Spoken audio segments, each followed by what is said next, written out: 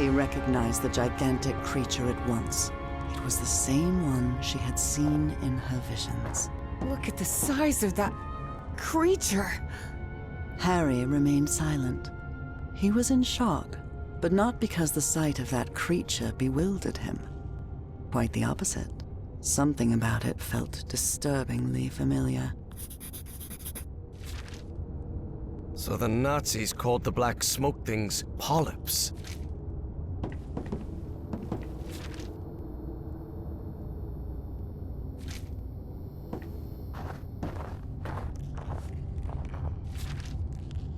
Looks like this message never got sent.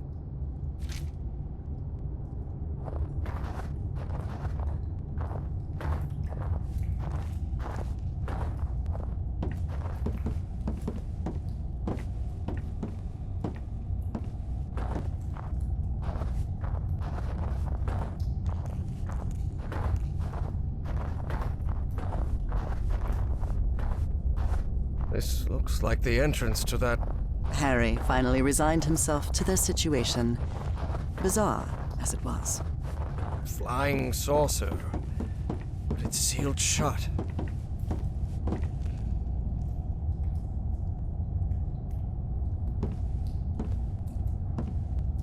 This seat is what the Nazis used to try to communicate with the creature. All right, there's no time to waste. Try connecting me to that machine, Professor. Evie knew perfectly well that the professor was about to rattle off a whole list of reasons why they shouldn't go through with it, but she had neither the time nor the patience to listen to them. And before you say anything, yes, Professor, we have to do it. Because we're trapped in here. And yes, Professor, it does have to be me. Because I'm the one who has dreamed of that creature. And the one who understands its language. I know you're trying to protect me, but I need you to trust me. Just this once? Before the argument had even started, Harry had to concede defeat. You're impossible, do you know that?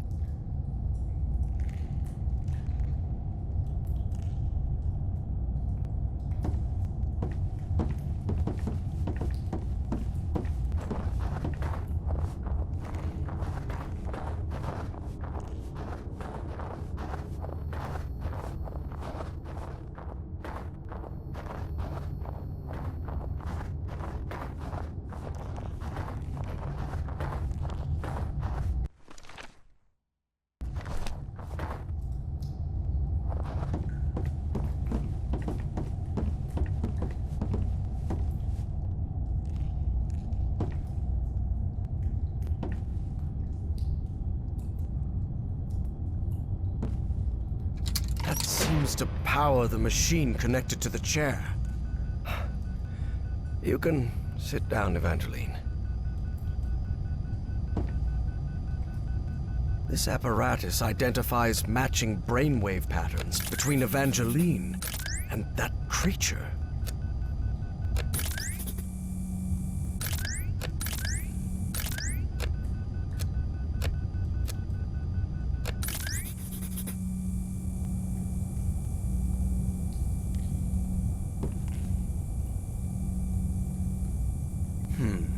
Geeignet means suitable, and untauglich means unsuitable. It must refer to the brainwaves.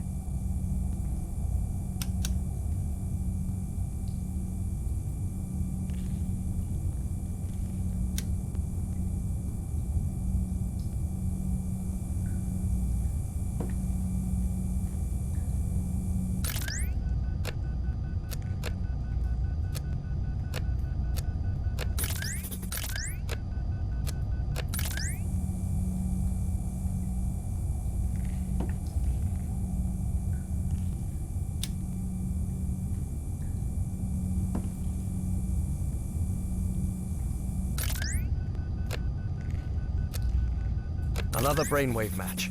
Good.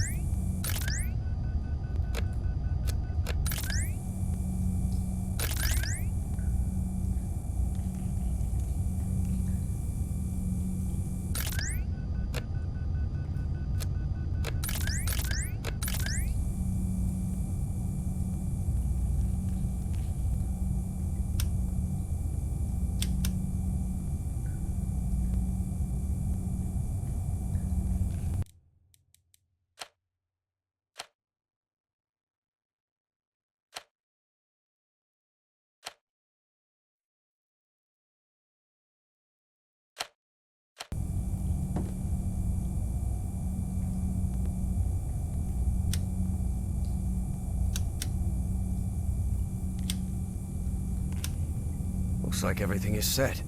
So, whenever you're ready. Go ahead.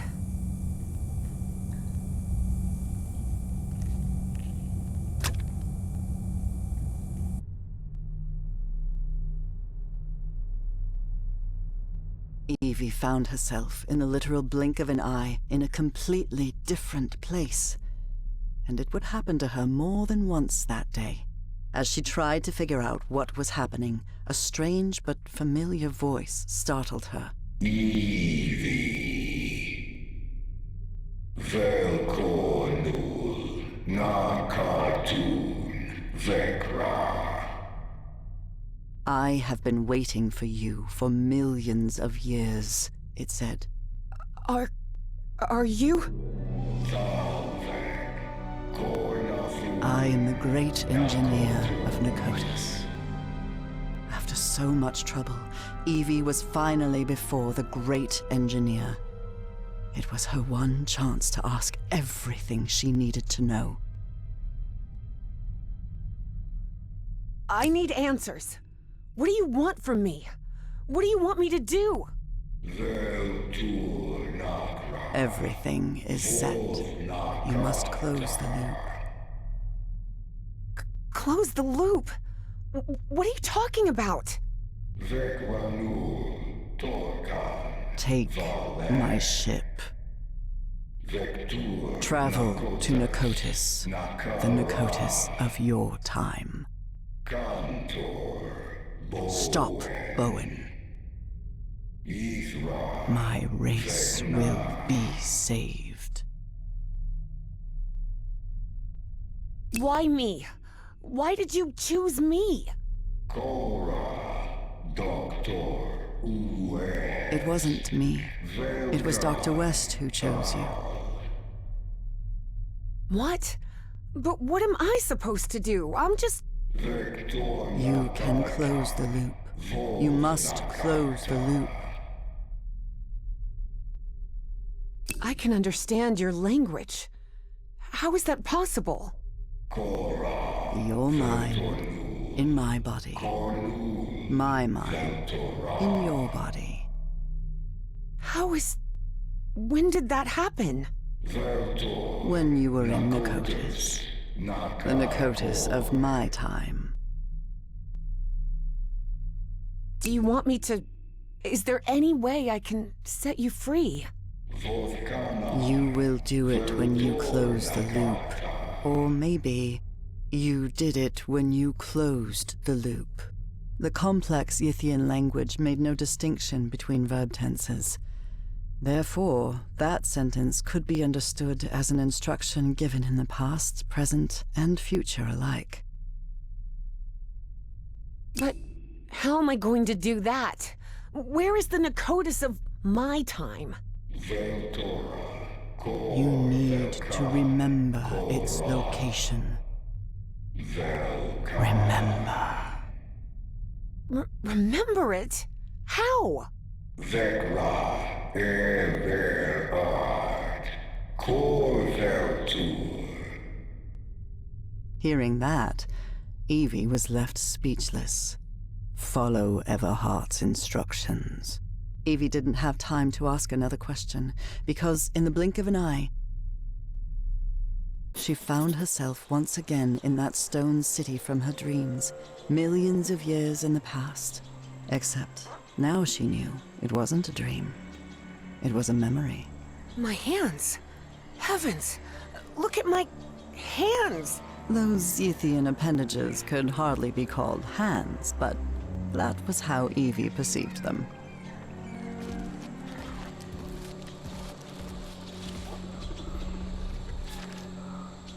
This was part of my information exchange with the Yithians.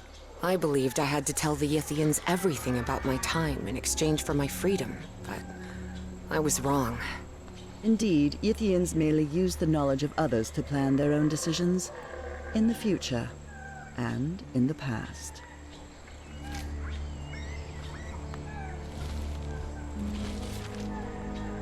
Looks like I also took notes of what happened here in Pnakotus.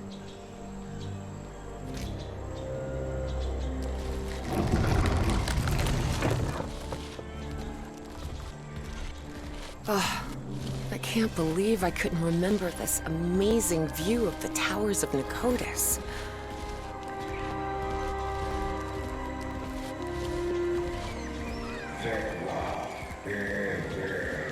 Find Everhart's notes and follow them. But where are Everhart's notes? Where can I find them? I always thought my dreams didn't take place here on Earth, but now I understand that this is how Earth These ceilings sure are high. Evie suddenly remembered the colossal corridors and massive stone slabs of the great library of Pnakotus.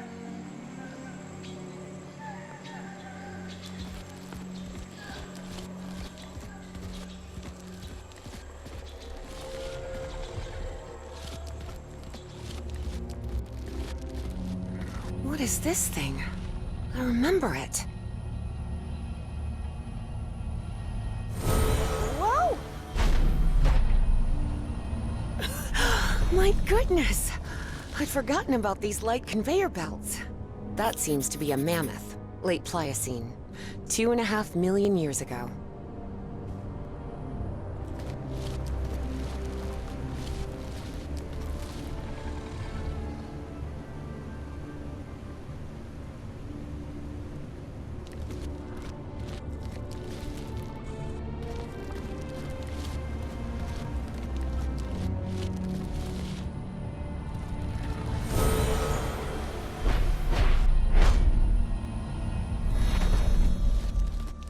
I remember this. I went to the Great Library every day. Wow. Is this some kind of time location finder? Unbelievable! This mural doesn't look like decoration, but I'm not sure what it represents.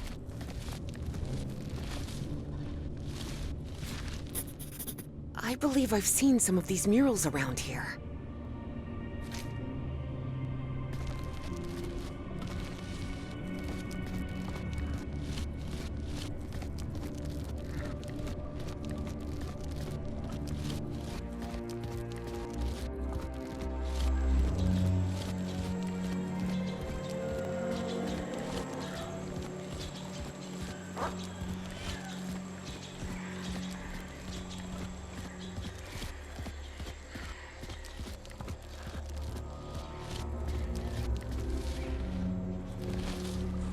That's an ammonite. Cephalopods that lived during the Devonian period, 400 million years ago.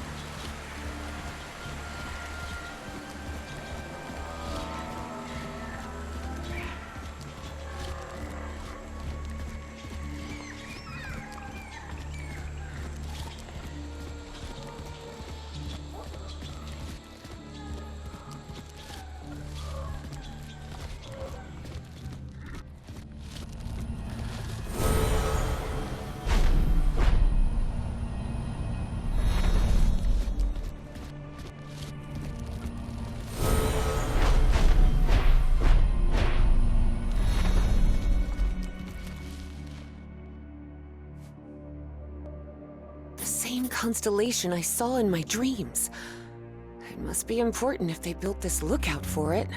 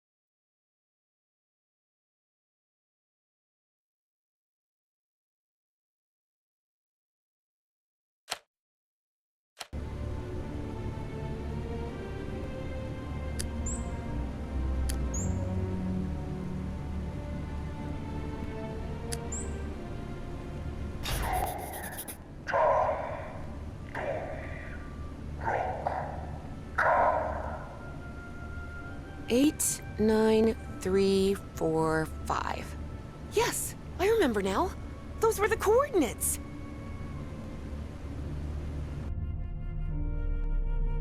Great engineer, I know where to find the Pnakotus of my time, but all I have are Yithian coordinates. And there's no way out of here. There's one of those black smoke polyps on the other side of the chamber door. Take my vessel. What? The vessel? You mean the spaceship? Evie's heart skipped a beat. Piloting a flying saucer was something straight out of a science fiction novel. But the vessel door won't open. How am I supposed to... Your mind is now fully synchronized with the Yithians. Travel to Pnakotus. Stop, Bowen. Close the loop. But what about you? I can't just leave you trapped here. It is irrelevant. Close the loop. And with those final words, as Evangeline blinked, she found herself standing before Harry, back inside the Spitzbergen bunker again. Evangeline? Can you hear me? Are you all right? Yes, Professor. I'm here. I'm just a little bit dizzy. Well, did you manage to talk with that thing? What did you find out? We have to use the spaceship to get out of here. What? How? Did that creature give you a crash course in flying saucers or something? No, it's not that. But you have to trust me again, Professor. Harry realized there wasn't much of a choice. It was that or remain trapped in that chamber forever.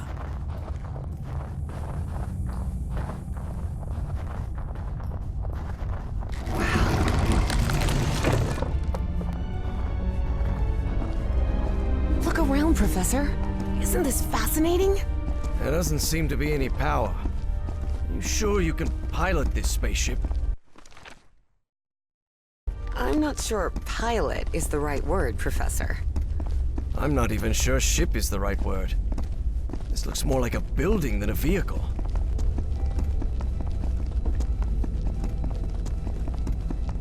There surely has to be a starter somewhere, right? Evie recognized a platform very similar to the one in the refinery beneath the Virginia caves, and understood what she had to do. Look, Professor, it's working. The spaceship is powered up now.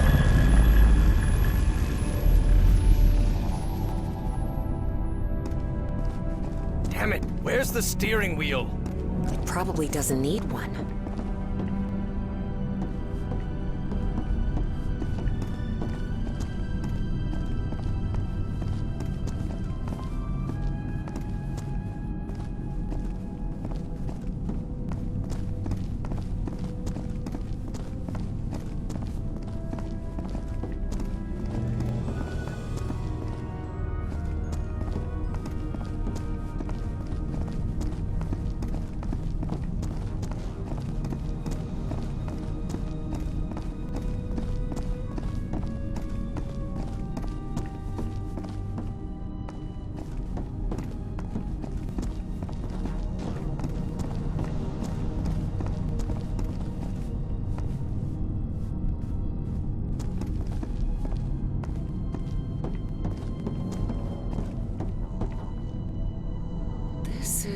It looks like an autopilot, but it doesn't just maintain altitude and course. It moves toward specific coordinates, which they express with numbers.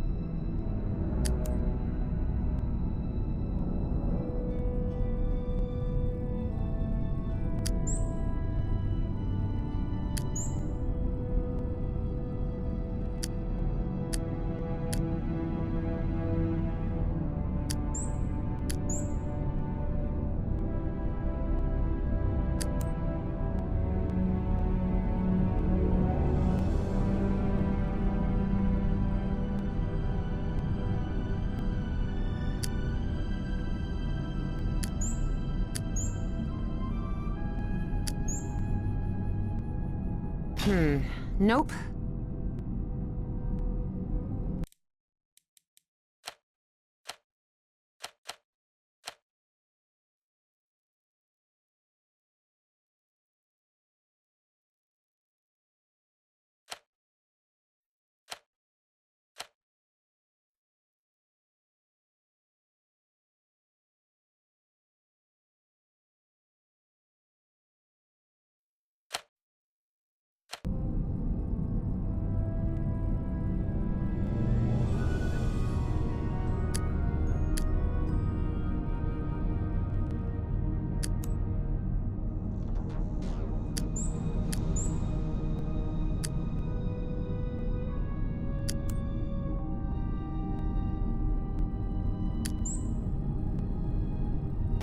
I've got it. I've set the navigation system to the coordinates of Pnakotus. Here you are, Professor. The steering wheel. Looks like one. Sort of. Can you help me with this, please?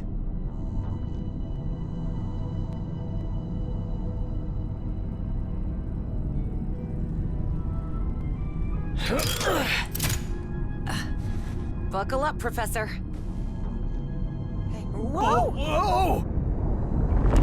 Professor, better find something to hang on to. Hey, it's moving! Look, it's breaking the ice! So where are we headed? To Pnakotus, or what's left of it. Those dreams you had about that place? They weren't dreams. You were there, millions of years ago. Millions of years ago? What are you talking about? The great race of Yith can transfer its mind to the past, present, or future. At some point, they exchanged minds with you. Good heavens. Can you imagine what that must be like?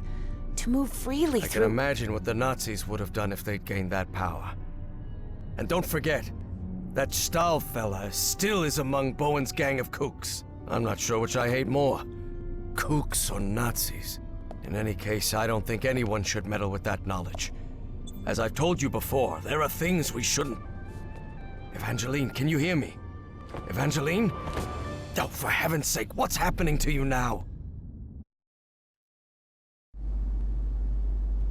time and space? Evangeline found herself in an unfamiliar place in an instant. For the fourth time in just a few hours. Oh, come on. Now what? What's going on? The difference was that this place didn't look like a Pnakotic construction at all. Nor was she inside the body of an alien creature. It just looked like the future. Why am I connected to this machine? And is this... This isn't my body. Where am I? Evie jolted in shock. If she was in this body, then who was with Harry on the spaceship to Pnakotus?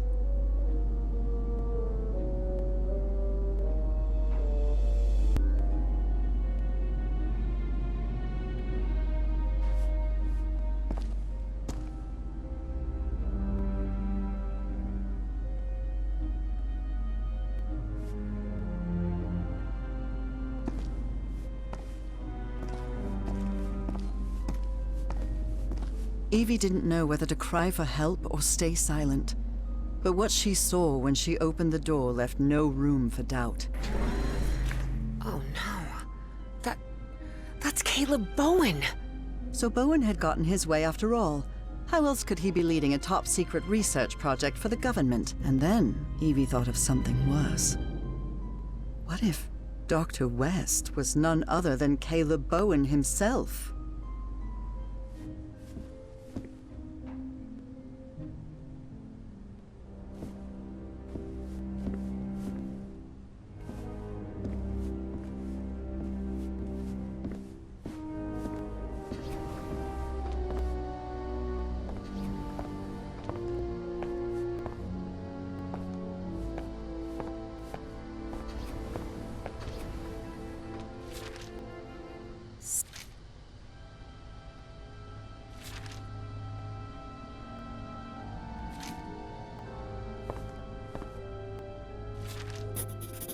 Huh.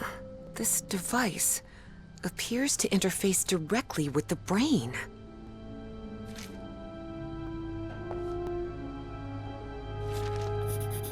Boy, this is getting complicated.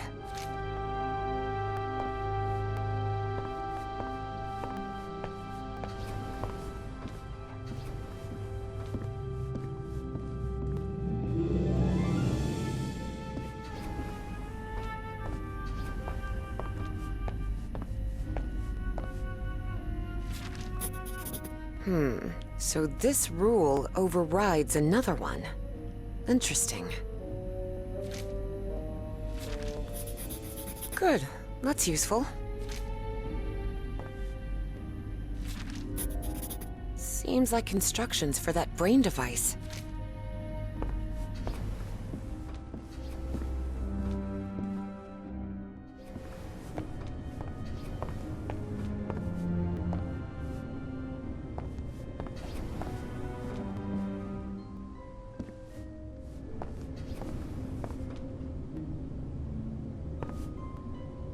What kind of machine is this?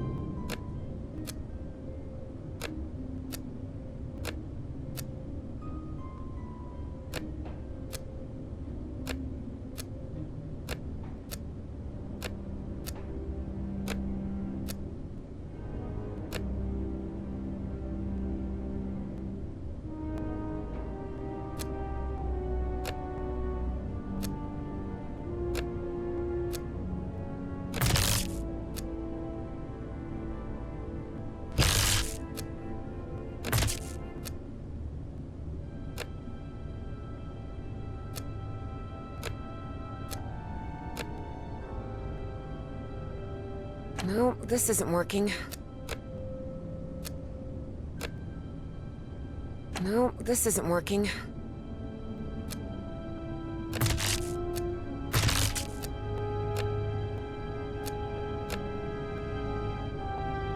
Darn it. This isn't right.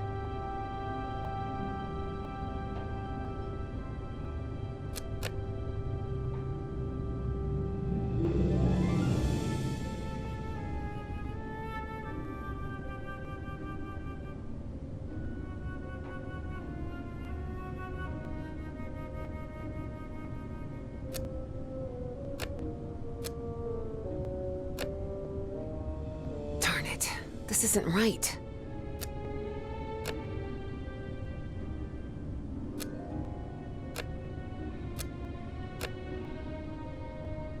Okay.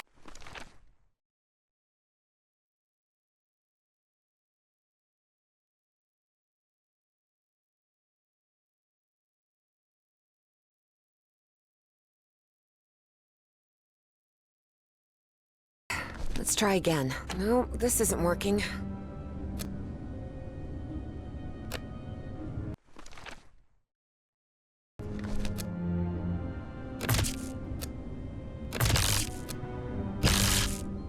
Darn it. This isn't right.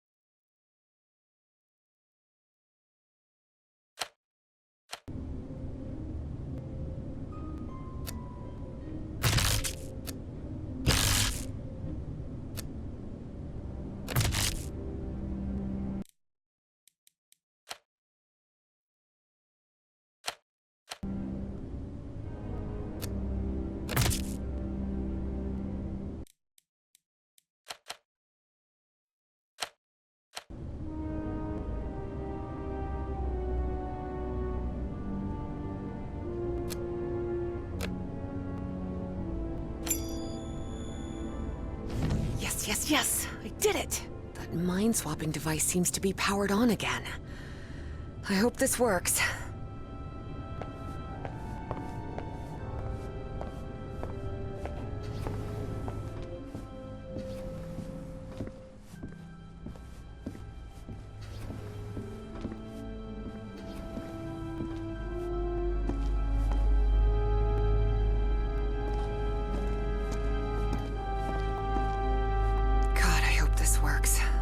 I need it to work. It's got to... Professor Everhart, listen carefully to what I have to tell you, please. Evangeline, are you... I am not Evangeline. I am Dr. West. Please, listen to me. You won't like what I'm about to say, but I need you to listen carefully and do exactly as I tell you. A greater plan is unfolding, and you must fulfill it to guarantee the survival of not only the human race, but of the space-time continuum itself. What do you want from me? I told you, I am Dr. West, and I'm here to tell you what will happen from now on. You will reach the ruins of Pnakotus, and you will find Caleb Bowen. Don't worry, you will stop him. That is certainly a relief. I wouldn't want to live in a world where Bowen... I'm not finished. There is a price to pay for Bowen's defeat, and that is Evangeline's life. What? You can't be serious. I am. Evangeline has to sacrifice herself, Professor. It's the only way to stop Bowen and preserve the space-time continuum. No chance, Harry thought. But he couldn't help wondering, if Dr. West really did know the future, could he actually be telling the truth? Forget it. I won't let that girl die. Then you'll be condemning us all to oblivion, causing Bowen's triumph and the collapse of the space-time continuum. There's no more time. But remember what I said. Evangeline must sacrifice herself. Harry considered answering, but found nothing to say. Arguing with someone who could see the future was pointless. I know you will do the right thing, Professor Everhart. After all, we've been through this before. Work, damn it! I made it. I'm back. Professor, what happened? Evangeline? Are you here with me? Yes, it's me. I'm back. What happened to you? Where did you... I was in the future, I believe. But what happened here? Someone pushed me out of my own body, Professor. Who was it? Harry hesitated before answering. He knew his words might change what was about to happen. Dr. West took over your body. What? What for? What did he say? For a brief instant, Harry thought of telling Evie about the sacrifice. But then he decided against it. That would only trouble her. And after all, Harry had already made up his mind. Or had he? He said we're going to stop Bowen. We're going to make it. Really? I don't know. Let's take that with a grain of salt for now. I need to tell you something. I don't know if this Dr. West can be trusted.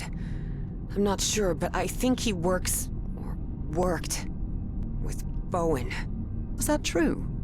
If it was, that changed everything. Harry had to tell Evie the truth, right now. Evangeline, listen. Professor, look! The ship's slowing down! We're descending!